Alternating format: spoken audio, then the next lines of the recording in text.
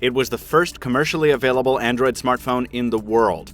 A device with a legacy like that deserves more than just a throwback review. It deserves a throwback unboxing as well. I'm Michael Fisher, this is Pocketnow, and I never owned an HTC Dream or G1, so join me as I find out what's in the box.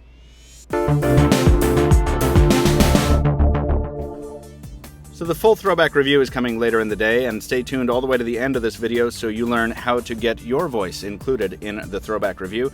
For now, we're just going to be using our trusty, well-used, and in need of sharpening unboxing knife to get inside this packaging. Now, a close inspection of this packaging reveals that this is not a carrier-branded box. This is kind of a generic HTC box. There's nothing on it that says Dream. We have just some very, very generic iconography here.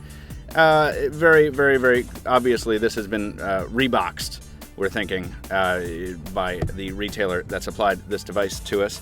But, we're going to find out exactly how close to original this packaging can be. It's part of the mystery. It's part of the fun.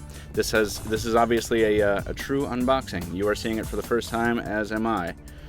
And here we got some kind of non-standard bubble wrap, but the device is front and center. Looks like maybe the black edition of the G1/Dream. Let's see what else is in the box. An HTC Smart Mobility. Why, that is just stark, isn't it? This screams reprint to me, but oh, it's not. Okay, so this is the T-Mobile branded user guide.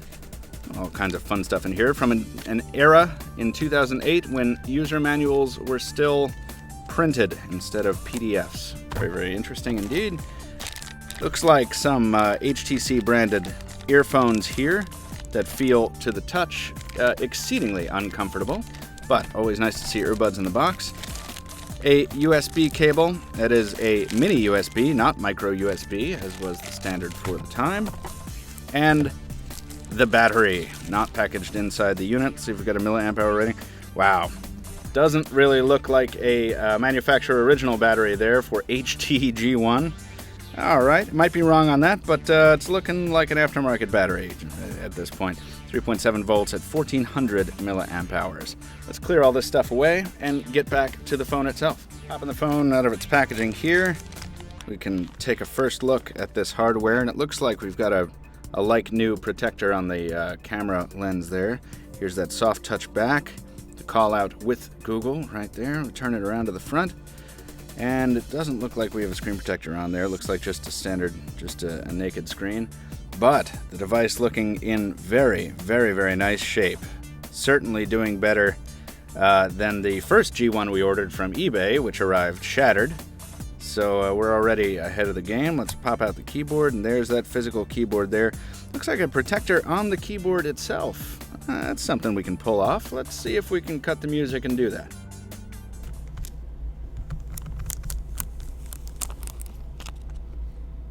Now that's a keyboard just begging to be typed upon. Before we bring the unboxing to a halt so we can go into the full review, we will just go ahead and pop off the back door here, take out the label with the serial numbers, and we'll pop in the battery. Let's see if this slides right on in here. Pop the cover back on. Very deep cover for quite a thick phone. And we'll see if we can get some juice here on a first boot.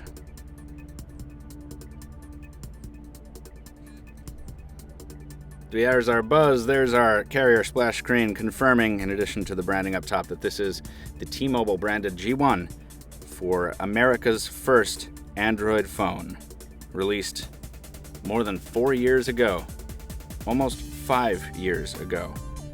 Powering on in our studio today. Some of you might remember the animated splash screen for the first version of Android, or the first commercially available version of Android.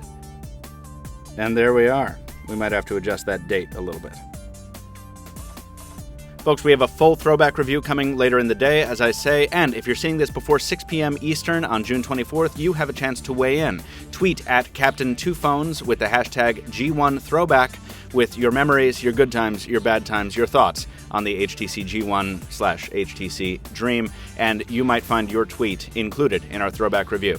Until then, follow us on social media, subscribe here on YouTube, drop us a like if you enjoyed the unboxing, and leave a comment if you have something else to say.